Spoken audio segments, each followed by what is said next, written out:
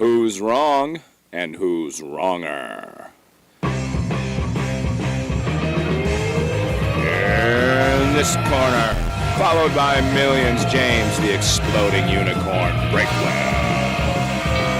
And in that corner, ignored by millions, Steve Da Shrinko Levers. Hey everybody, good morning. I've got a little bit of a Blair Witch Project thing going here because all of my usual infrastructure is gone. In fact, I called Breakwell a little late today. He may not have noticed because I misplaced his number when I cleaned out my desk. Who knows anybody's phone number anymore, James? What's happening? I am. Oh, my voice cracked right there. This is the first time I've talked today. I am a little bit shocked that you had my phone number at all. Where did you write it down on like a secret piece of paper and seal it away just in case in like your emergency vault? I would hold it up, but I don't want to give away your number. There is a very specific place I have your number written, and I had to figure out what I did with it and dig it out because I packed it, basically. But I don't have my phone holder. I don't have the thing that my phone is usually on. I do have the phone sitting on right now, one of the boxes that remains in the office, which is that mystery box that longtime viewers will remember. This is the box that showed up about 3 years ago, and I still haven't opened it because it has some kind of electronic device in it, and I'm afraid I'll get tracked, or like an ink bomb will explode all over me like we did a bank heist. So that's what's holding the phone up right now, James. So are you just going to leave that box in your empty office to make it the next owner's problem? You know what's funny? So we got a lot of viewer mail again this week. I've got some of the highlights pulled out, but apparently when we propose a problem, we get a number of solutions that are offered. And last week I talked about what to do with the James Breakwell poster in the bathroom, and I may even take a jaunt down the hallway to give people video evidence that your picture is still the only thing left on the walls in my office. But we got suggestions. What to do with the Guam Quarter of Fate? We got suggestions. So I suppose I can throw it to the viewers and the listeners and say, what shall we, I'm going to bring you into this too, Breakwell, because you're now an accessory to this crime. What shall we do with this mystery box? Well, my solution has been exactly the same the entire time and remains the right solution. Just open the box. What do you think is going to happen? It's been 3 years. Whatever was in there has been reported as undelivered a long, long time ago. There's no possible way somebody is still checking their mailbox every day for something that came 3 years ago. Also, had you opened it like a response, you could have either returned it at the time, you could have opened it at the time to figure out what it was, but you did the worst of all possible worlds. You waited well past the point when they need it, and then it's still sitting there. Like at this point, that laptop is probably unusable. The technology is 3 years old. That's like 1,000,000 years old in computer terms. So turn it on, let the FBI track you, and then just deal with the consequences. I don't know. I feel like Brad Pitt at the end of the movie Seven. No, actually, I'm more Morgan Freeman. I don't think Brad Pitt, which is you, because you're reckless and impulsive and are probably going to shoot Kevin Spacey at the end of this, but that you're just saying, what's in the box? What's in the box? And I'm like, just keep walking. Just keep walking. Nothing's in the box. It'll all be okay.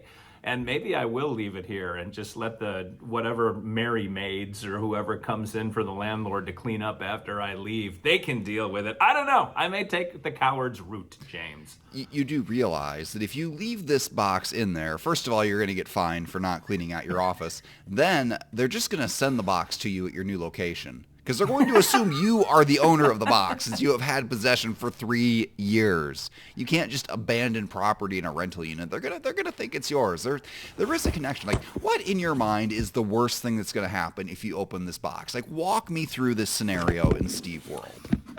There may be like an electronic beacon that is placed that as soon as you open it, sort of like the exploding ink caps that are in like money that bank puts in those bags with a dollar bill on the side that guys with masks and striped outfits came running out of the bank with, but that it's going to blow up on me either metaphorically or literally. Metaphorically, the beacon would send like some kind of homing I'm going to use beacon again, to the like the CIA or Interpol or something, and that'll allow them to triangulate my position, which I hear all the time in movies, but I don't know what it means. All I know is that I'm going to get nailed for this, and my shame, my guilt will be found out, and I'll be like splashed all over the headlines and canceled on all the social media platforms, and then you'll have to find a new host, and you know you don't want to do that, James. So think about the consequences to you before you advise me to do something this heinous.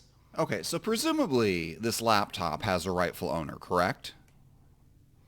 Yeah, in fact, his name and my address is on the side of the box. Okay, so if the rightful owner were to turn this on, do you think all those terrible things would happen to them as well?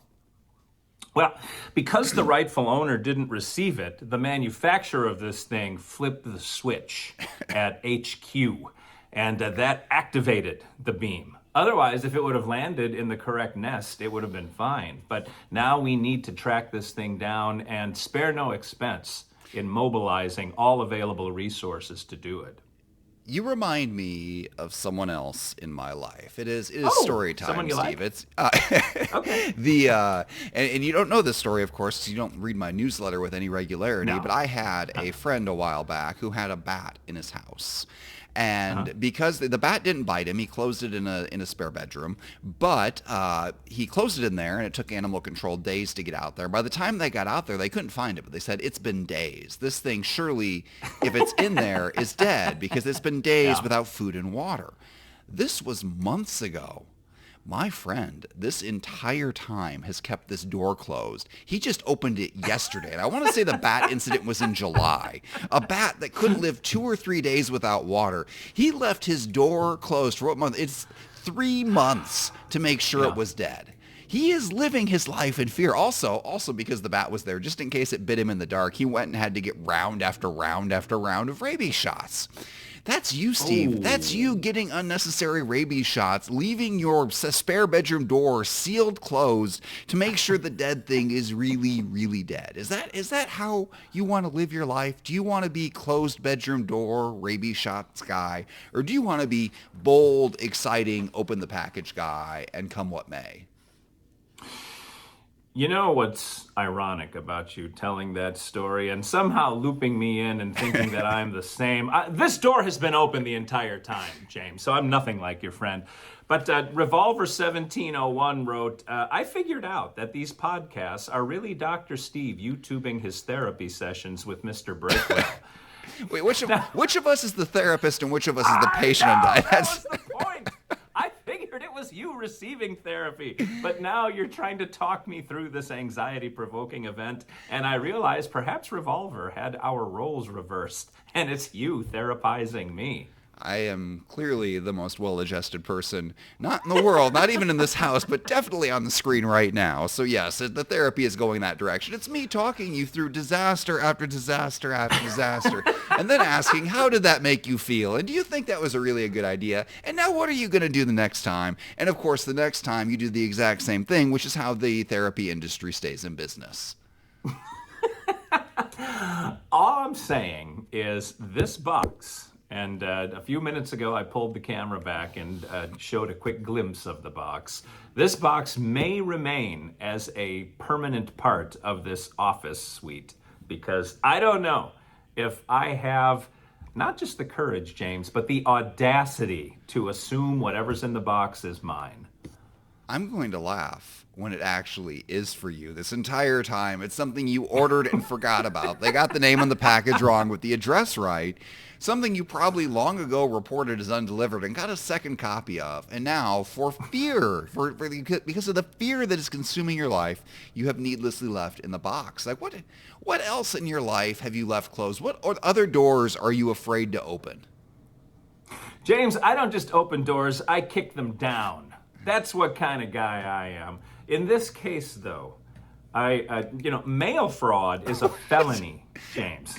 It is no longer mail if it is in your house. Like, mail is mail if it's in your mailbox. If the letter is opened and sitting on your table, it is no longer mail. Like, it is just correspondence that you own. Like, you cannot tamper. Like, if somebody hands me a box, that's not mail. Like, this thing is there. It's delivered. It's not in, you're not going in going in one of those big metal mailboxes outside with a crowbar prying it open. This is in your property.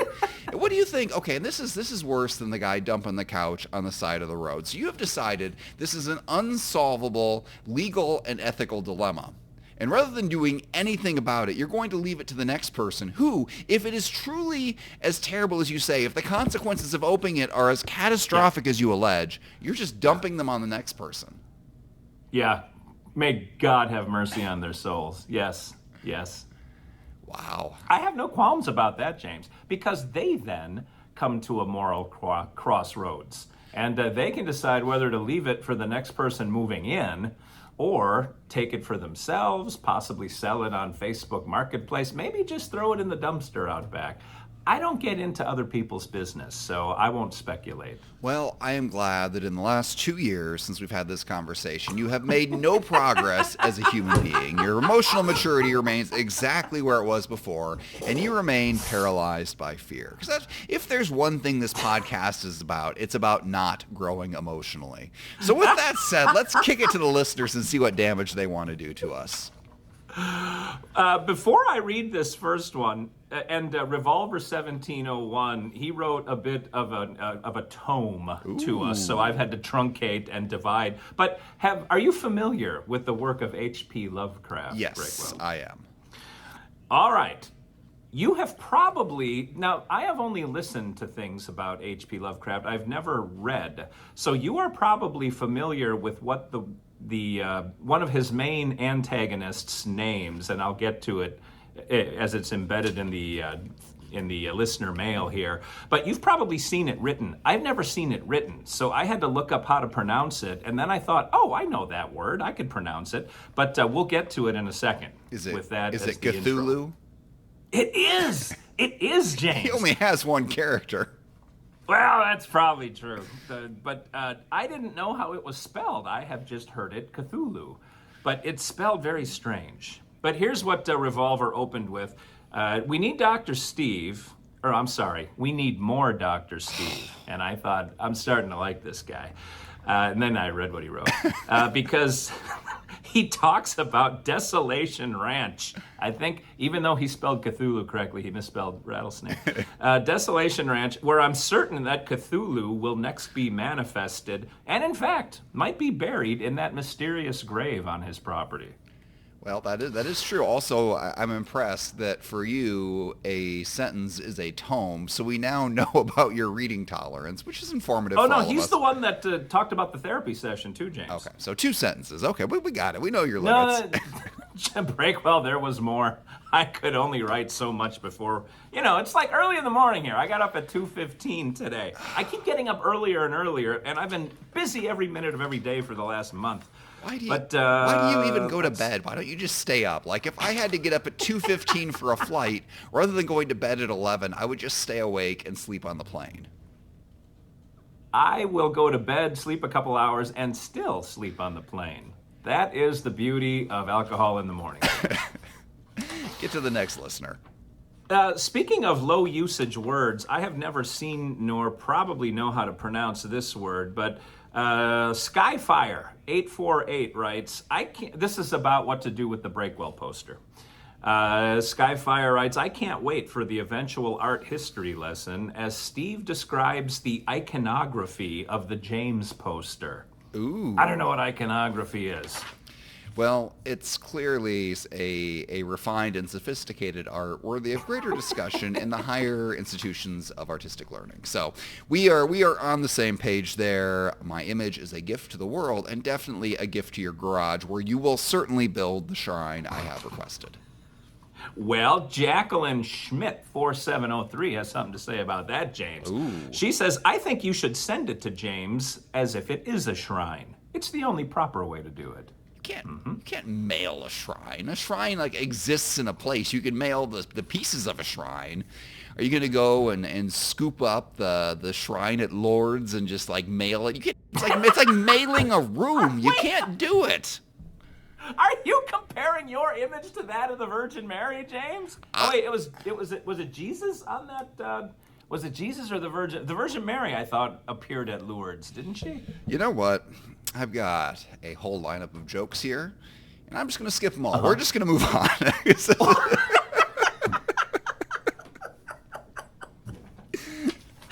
Oh, discretion is the better part of valor. I wish I had your restraint, Breakwell. But I'll read one more, and this one came in the most recently. I hadn't even seen it until this morning when I started writing these down. But Large Jopich wrote, and you and I might want to actually follow up on this. Uh-oh. I'll give you $25 for the original Wrong and Wronger quarter. Whoa. Seriously. Whoa. Uh-huh. Like, Uh-huh. okay, that doesn't even make sense. We don't have actual fans, and the quarter is probably worth less now that it's been featured in our podcast. Like the U.S. government probably says it's worth 21.5 cents rather than 25. So I am suspicious. We've actually driven down the price of currency with this show. Easily, we've driven down the price of currency. We've driven down the price of ourselves. Like we used to have value, maybe not monetary, but at least some self-respect. And it is gone. It is out the window. But you definitely don't need $25 because I just sent you hundreds of dollars to support this podcast that continues to waste our lives and our money. Let's get into that for a second. Do you want to say the amount that you sent, or will we just use that as a mystery? I sent you $360. It was for $360. I opened my app and I was like, "What the hell?" And then I realized you must have had like a mental breakdown or something.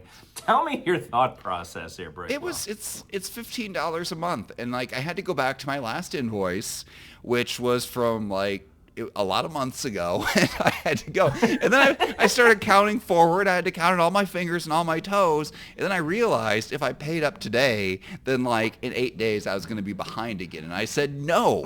I was paid. It was like January of 2021 or something. Last time I paid you, or 2022. I was like, no, I'm just going to pay you till the next January. I am paid in advance. I am overpaid. In fact, you are in my debt.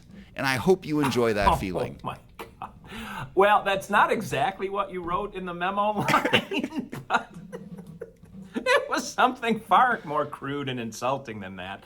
But I don't know if I can accept this kind of a gift, James. I may send you $15, $30 back so that we're even. Oh, and then it'll just start guilting me again. You are relentless. I don't even know what this $15 does. You say it's what a podcast costs. I'm pretty sure podcasts are free, and the only way you have to pay is if you do it in some old-timey way with a soundboard where you hand the individual bytes of information to a guy on horseback who has to ride it to the central server. Like, what's wrong with that? I don't know what you're doing over there.